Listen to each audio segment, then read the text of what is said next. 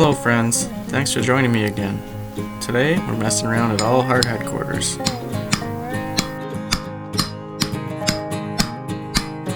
It's always best to start fresh, so we'll get the trusty still leveled up in the stemp vise and give the ripping chain a quick rub.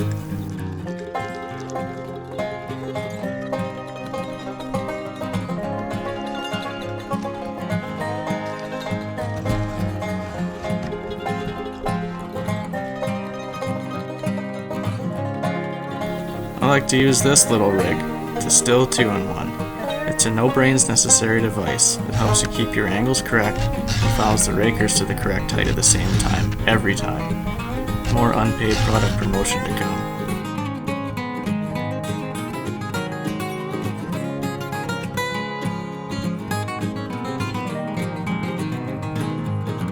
There's nothing special about this chain, other than I file it much differently than the chain I use for crosscuts. This chain I keep filed at about 12 to 15 degrees, not aggressive at all. Ripping is much harder on the teeth I find than cross-cutting, so a softer angle holds its ability for much longer. Less time with the file and more time ripping, also a much longer lasting chain.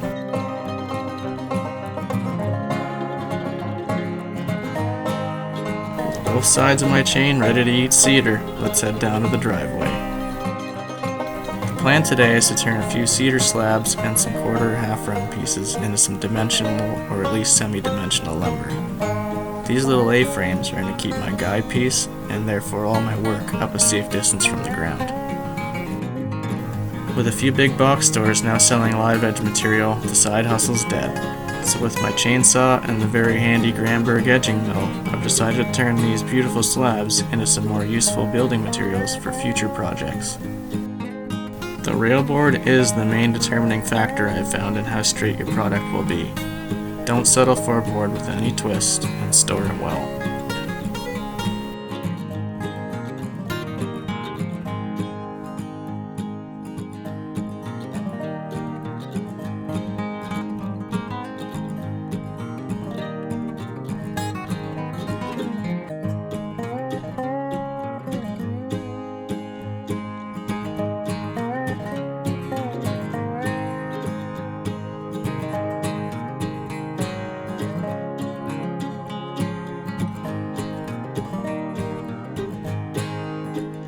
Cold day here in Whistler, and it seems the battery in my screw gun is feeling it just as much as the tip of my nose is.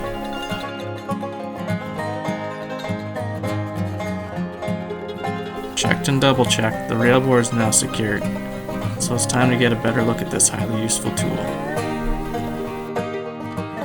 The Granberg Edging Mill attachment comes with 12 feet of V-shaped rail, which I've secured to 14 feet of super straight 2x6. I used a chalk line to make sure the 2-foot sections of V-rail were fastened perfectly straight. It is a pretty self-explanatory device, so I'll try to keep the dialogue to what I feel is most necessary. Let's get finished setting this rig up.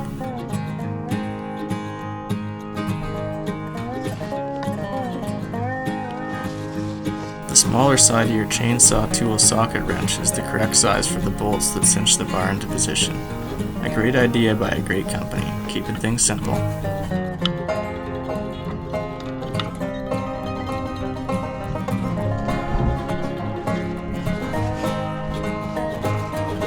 It doesn't take much pressure to keep the bar in place, but as you might notice from the skid marks further up my bar, I have failed to check that the bolts stayed tight on a couple occasions. I've certainly learned from a few mistakes. This time I'm confident we're good to go.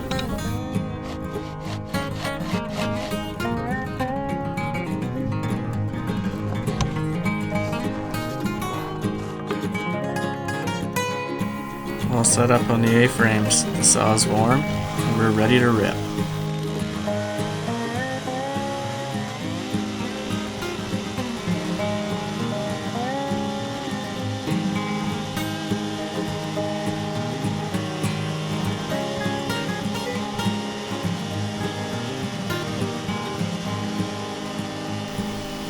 Always keep the saw at full RPMs and don't push too hard. There's no need to bog your saw down by forcing your cut. Nothing positive will come of it. It's not good for your saw and usually results in a wonky cut. Keep it slow and steady, just let the saw eat, Slow down when you feel the knots, and you'll get fantastic results.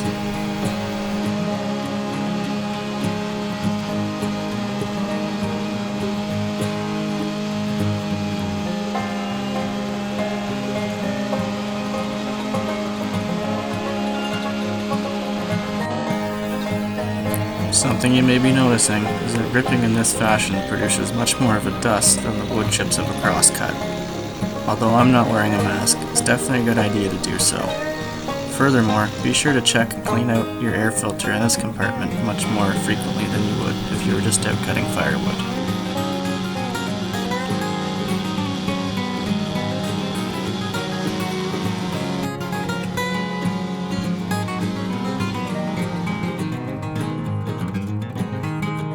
After all these cuts, my teeth are still super sharp. 12 to 15 degrees, friends, that's the sweet spot. What a pretty pile of lumber. Red cedar too. For me, it's a smell and a look that's pretty hard to top. Most of this came from a log I found last spring. It was up high and dry on the side of a local lake. Maybe next spring, it'll be the body of a tree stand at my favorite blacktail spot. This perfect red cedar lumber will ensure it's one hell of a pretty tree stand. Speaking of that, if you're into hunting and you haven't seen the video of my first 4-point, head on over my channel and give it a watch, or I'll try to link it above. It's a high adrenaline close encounter that I'll never forget, and I'm so glad I'm able to share it with those who also appreciate hunting. That's it for this one, friends. I hope it's been somewhat useful for you. The Granberg Edging Mill is an excellent tool in my opinion. It can turn log into lumber in a cheap and efficient manner, and in settings where other tools don't apply. To be clear, I did not get paid for this video, and I do not expect to be, so rest assured this is my uncorrupted opinion. Feel free to ask any questions you may have in the comments. I'm happy to answer them for you. Again, thanks so much for watching, friends. Stay happy, stay healthy, and as always remember, everybody love everybody. See you again soon.